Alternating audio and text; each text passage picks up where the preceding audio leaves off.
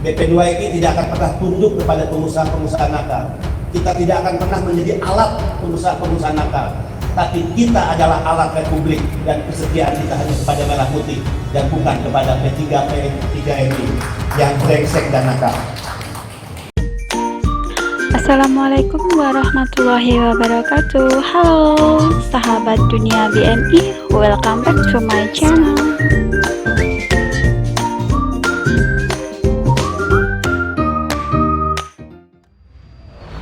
Assalamualaikum warahmatullahi wabarakatuh.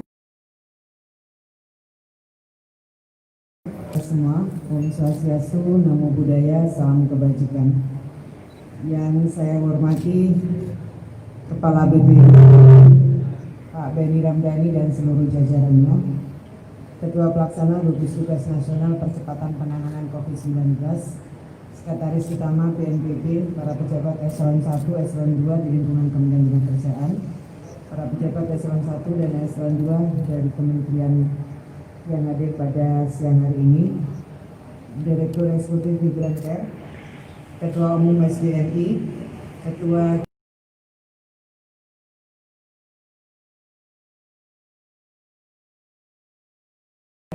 teman-teman media yang saya hormati. Coba deh, agak ini ya, agak rapi dikit lah. Yang duduk sih sudah berjarak. Coba teman-teman bisa rapikan.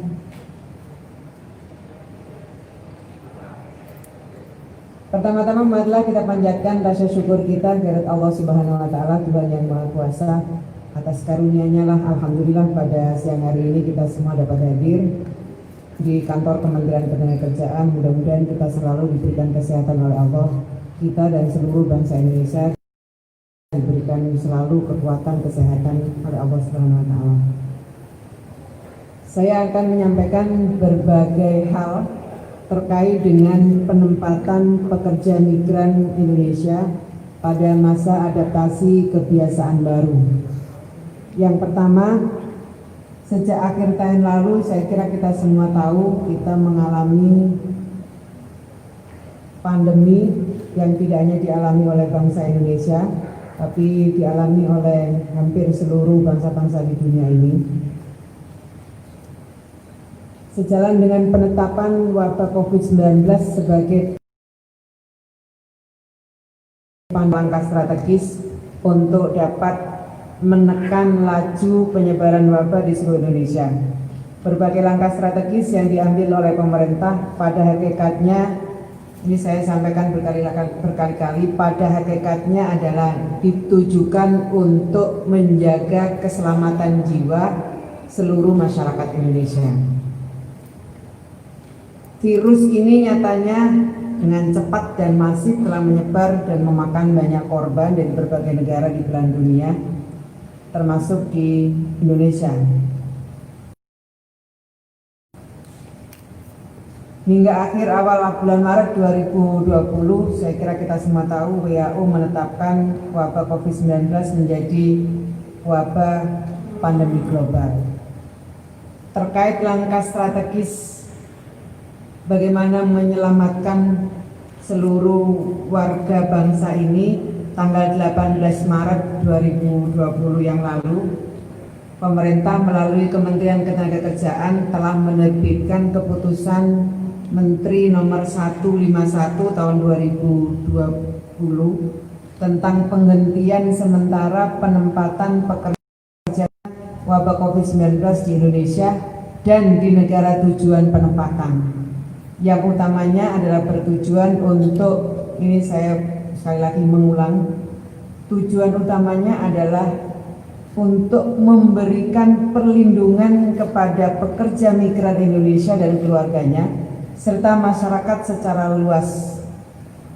Kebijakan tersebut juga merupakan upaya pemerintah untuk turut serta dalam upaya global memutus mata rantai penyebaran COVID-19. Pada perkembangan berikutnya, setelah memperhatikan situasi dan kondisi perkembangan wabah virus COVID-19, di mana sampai sekarang WHO telah menyatakan bahwa terdapat potensi bahwa virus ini tidak akan segera menghilang, akan tetap ada di tengah masyarakat.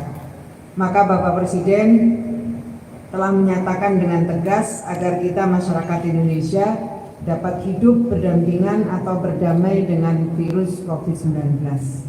Maknanya bukan menyerah, maknanya adalah bagaimana kita dapat hidup dengan tetap produktif, aman, nyaman. Kondisi ini merupakan titik tolak menuju tatanan kehidupan baru atau adaptasi kebiasaan baru masyarakat Indonesia untuk dapat beraktivitas kembali dengan tetap menerapkan protokol kesehatan secara ketat. Kebijakan adaptasi kebiasaan baru diputuskan dalam rangka percepatan pemulihan ekonomi secara nasional setelah sempat vakum beberapa bulan. Nah, guna mendukung percepatan pemulihan ekonomi nasional serta memperhatikan kebijakan beberapa negara penempatan yang sudah membuka tenaga kerja asing, maka kami memandang perlu untuk membuka kembali kesempatan bagi calon pekerja migran Indonesia untuk dapat bekerja kembali di negara tujuan penempatan dengan tetap mengedepankan prinsip perlindungan hak-hak pekerja migran serta protokol kesehatan. Kementerian Ketenagakerjaan telah melakukan kesepakatan membuka kembali penempatan bagi calon pekerja migran Indonesia ke negara-negara penempatan. Selain itu, Kementerian Ketenagakerjaan juga telah melakukan koordinasi dengan pemerintah daerah kabupaten kota yang merupakan kantong-kantong pekerja migran Indonesia terkait dengan persiapan pemerintah daerah untuk penempatan di masa adaptasi kebiasaan baru, dan setelah kami memastikan semuanya sudah siap, baru kami dilakukan pencabutan Permenaker 151. Bagi pemerintah nggak ada untungnya menahan-nahan untuk tidak segera menarik Permenaker. Nggak ada untungnya bagi pemerintah. Pemerintah melihatnya adalah kesiapan secara menyeluruh semua pihak-pihak yang terkait. Rugi bagi pemerintah. Kalau pemerintah kepinginnya ya nggak ada COVID. Kalau pemerintah ingin nggak ada COVID dan segera dibuka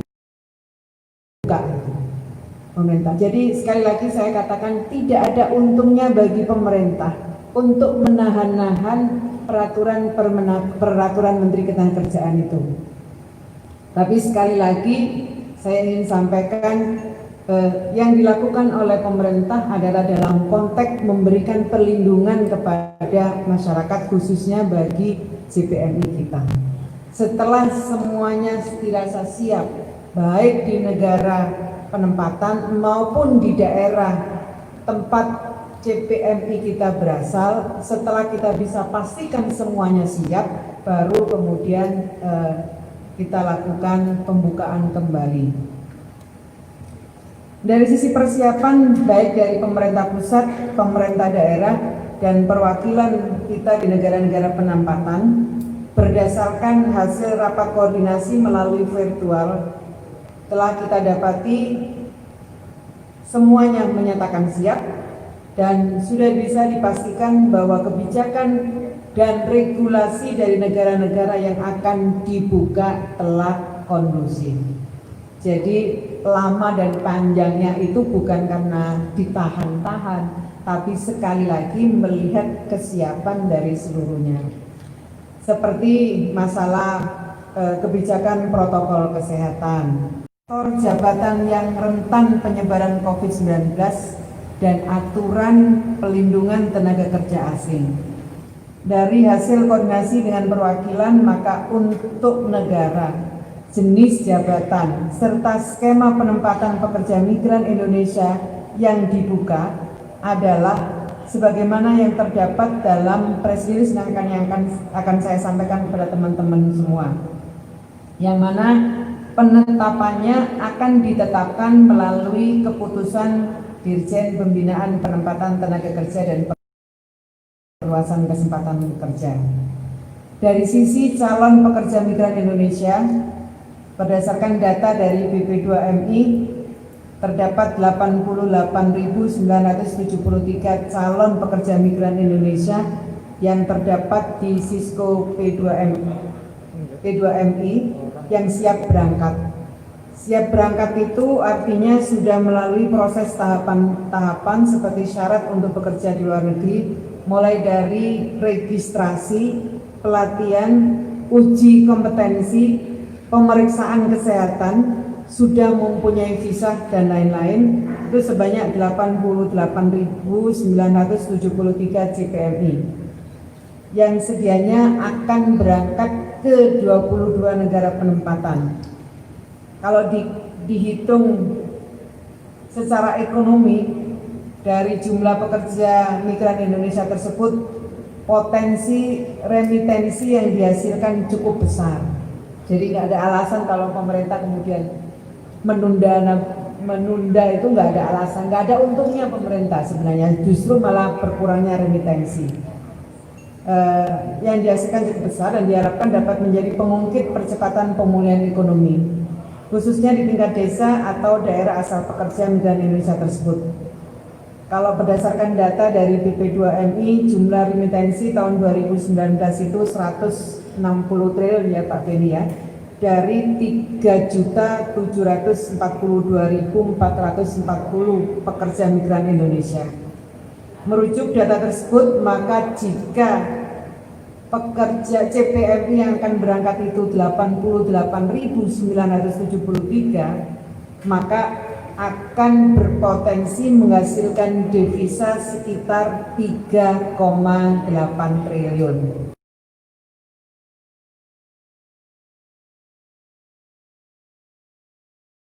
Pekerja migran Indonesia ke negara penempatan akan dilakukan secara bertahap. Pentahapannya itu berdasarkan negara penempatan yang sudah dapat menerima pekerja migran Indonesia sepanjang penerapan protokol kesehatan tidak merugikan calon pekerja migran Indonesia. Kemudian pentahapan berdasarkan sektor pekerjaan dengan mempertimbangkan tingkat kerentanan pekerja migran terhadap risiko terpapar COVID-19. Kemudian pentahapan berdasarkan tahapan proses penempatan. Yang ketiga, pentahapan itu berdasarkan jenis pekerjaan. Bapak Ibu yang saya hormati, penempatan di masa adaptasi kebiasaan baru akan memprioritaskan yang pertama calon pekerja migran Indonesia yang telah mempunyai visa. Yang kedua, CPMI yang telah terdaftar di Sisco P2MI. Kemudian calon pekerja migran Indonesia oleh perusahaan penempatan pekerja migran Indonesia yang telah memiliki surat izin perekrutan pekerja migran Indonesia. Yang berikutnya, pembukaan penempatan di masa adaptasi kebiasaan baru ini, calon pekerja migran Indonesia tidak boleh dibebankan biaya sebagai akibat dari penerapan protokol kesehatan dalam proses penempatan calon pekerja migran Indonesia. Yang kedua, penerapan kebijakan protokol kesehatan negara tujuan penempatan pada saat pekerja migran Indonesia tiba dan berada di negara tujuan penempatan. Saya perlu sampaikan, saya sudah tadi sebelum memulai acara ini, saya sudah ketemu dengan Bank BNI, ada nggak? Ada di sini. Ada. Yang siap ikut menanggung biaya penerapan protokol kesehatan berupa tes PCR di tanah air.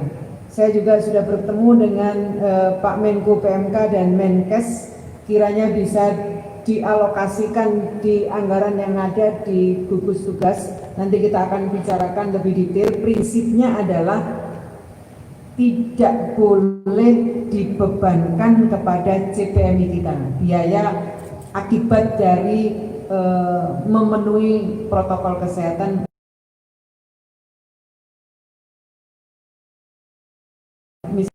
Indonesia pada masa adaptasi kebiasaan baru ini berjalan dengan baik dan memiliki landasan hukum yang tepat.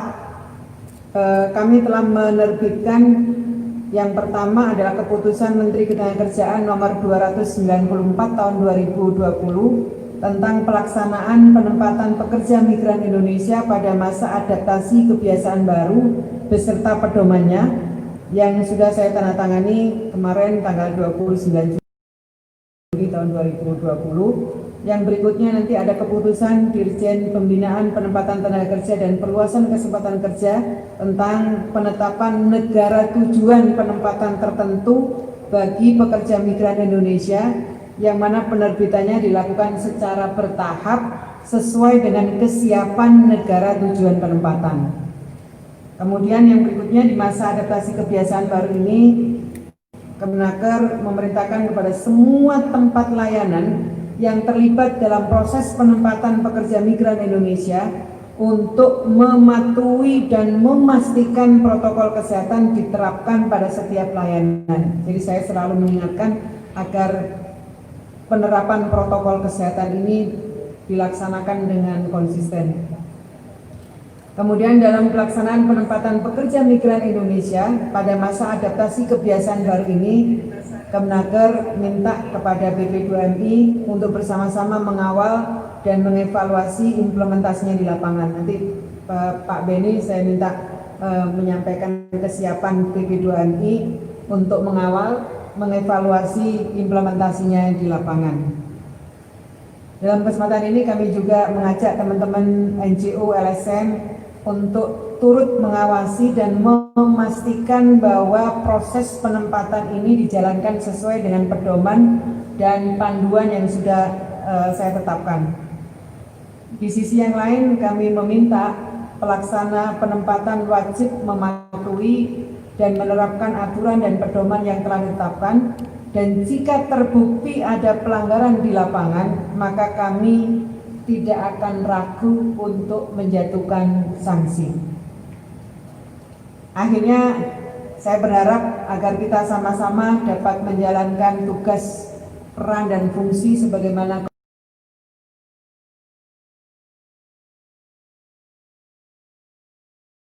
kewenangan kebiasaan baru. Saya kira ini karena dalam situasi yang berbeda, sekali lagi karena situasi yang berbeda, maka sekali lagi saya minta kepada seluruh pihak terkait, BP2MI, teman-teman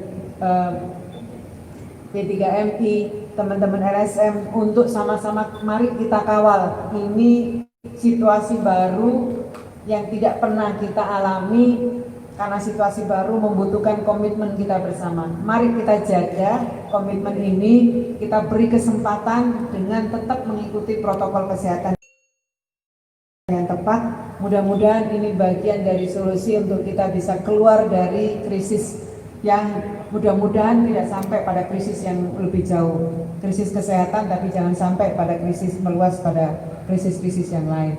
Saya menyampaikan terima kasih, penghargaan yang setinggi-tingginya kepada semua pihak, dan sekali lagi saya minta dukungan dari semua pihak agar dimulainya penempatan ini bisa berjalan dengan baik.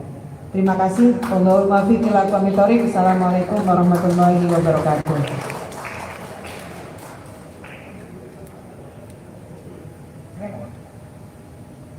Waktu saya serahkan kepada Pak Kepala BP2MI.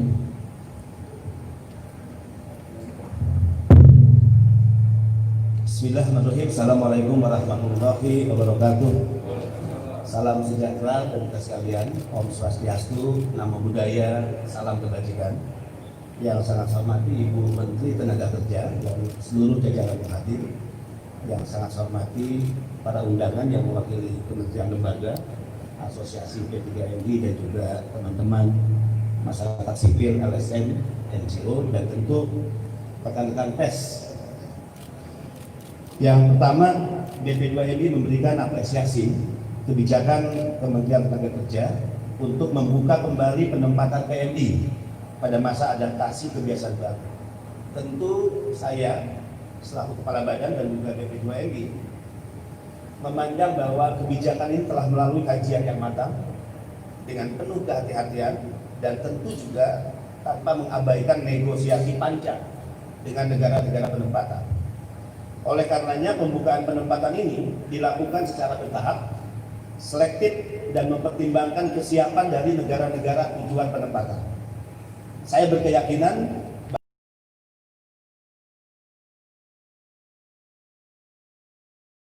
bahwa di atas segala-galanya ini sebagai wujud kehadiran negara untuk memberikan perlindungan menyeluruh bagi PMI kita.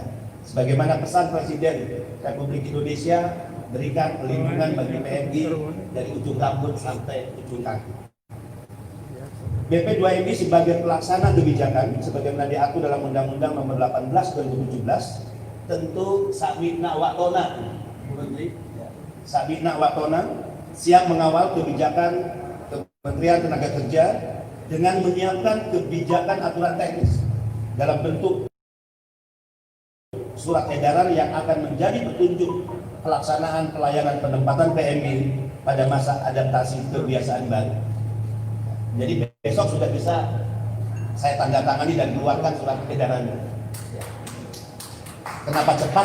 Ya, tidak lebih dari hitungan 24 jam ya karena memang kita sudah antisipasi sejak awal. Yang ketiga, BP2MI sepakat dengan Ibu Menteri Tenaga Kerja bahwa penempatan PMI pada masa adaptasi baru ini merupakan bagian ikhtiar kita semua, ikhtiar dan upaya pemerintah untuk membantu pemulihan ekonomi nasional serta mengatasi pengangguran di dalam negeri yang diakibatkan karena efek domino pandemi COVID-19, dan tentu juga ini wujud jaminan negara bagi setiap warga negara untuk memperoleh pekerjaan dan penghasilan yang layak baik di dalam maupun di luar negeri. Jadi bekerja di luar negeri itu adalah hak setiap warga negara dan negara wajib memberikan fasilitasi. 4. Berdasarkan data Sisco P2MI sebanyak 88.973 calon pekerja migran Indonesia tertunda proses penempatannya karena kebijakan penghentian sementara yang alasannya sudah disampaikan oleh Ibu Menteri tadi, baik calon pekerja migran yang telah terregistrasi di dinas kabupaten kota hingga yang telah terbit visa kerja. Dan inilah yang akan diprioritaskan untuk diberangkatkan ke negara-negara tujuan penempatan yang telah ditetapkan oleh Kementerian Tenaga Kerja. 5. BP2MI akan melakukan pemantauan, evaluasi, dan pengendalian pelaksanaan pelayanan penempatan pekerja migran Indonesia dalam masa adaptasi kebiasaan baru dengan melibatkan kementerian dan lembaga terkait ya, dan juga tentu pemerintah daerah.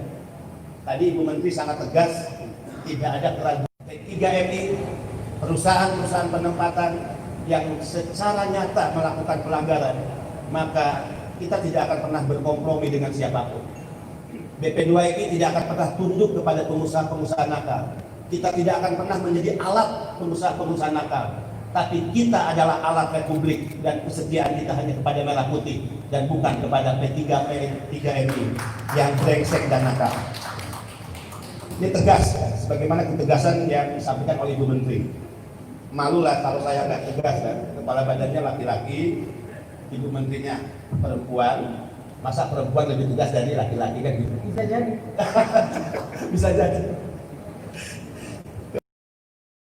Kemudian kami juga ingin memastikan bahwa seluruh ketetapan dan aturan protokol kesehatan ditegakkan ya, dalam setiap proses, baik dalam proses pendaftaran, seleksi, kemudian penyerahan dokumen hingga orientasi prapenempatan, serta berkoordinasi dengan perwakilan Republik Indonesia atau Kantor Dagang dan Ekonomi Indonesia pada saat PMI tiba di negara tujuan penempatan. 6. BP2MI juga akan meminta asosiasi P3MI hadir di sini Abjati, Asfataki, Himsataki ya, untuk ikut bertanggung jawab kepada anggotanya untuk memastikan kepatuhan terhadap petunjuk pelaksanaan pelayanan penempatan pekerja migran Indonesia dalam masa adaptasi kebiasaan baru ini.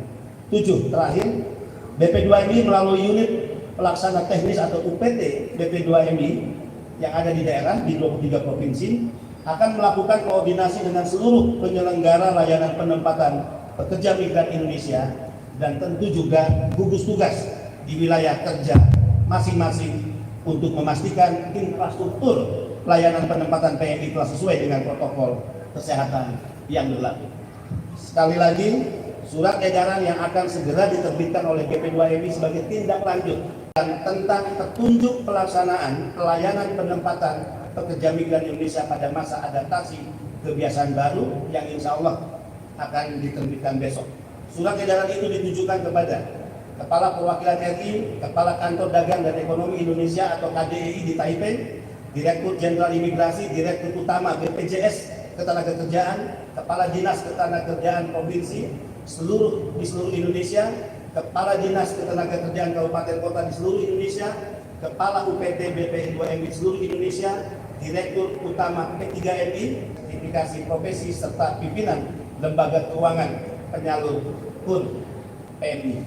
Demikian, mudah-mudahan ini adalah awal yang baik untuk menjawab harapan-harapan dari para pekerja kita yang memiliki hak untuk bekerja di luar negeri. Harapan-harapan yang juga menjadi harapan para P3MI dan asosiasi.